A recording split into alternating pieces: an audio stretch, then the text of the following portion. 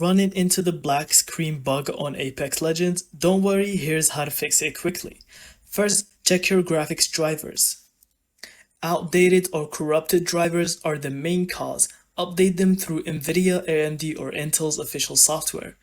Next, verify your game files. On Steam or AI app, right-click Apex Legends, then choose Properties, then verify integrity of game files.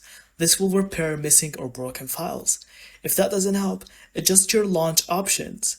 Add -windowed or -novid to bypass startup crashes and black screens. Also, make sure overlays like Discord or GeForce Experience are disabled, as they can interfere with the game. Finally, lower your graphics settings temporarily, especially full screen and resolution options to stabilize performance. With these quick fixes, you should be back in the game without the black screen bug. Thank you so much for watching. I hope you found this video helpful, and don't forget to leave us your thoughts in the comments.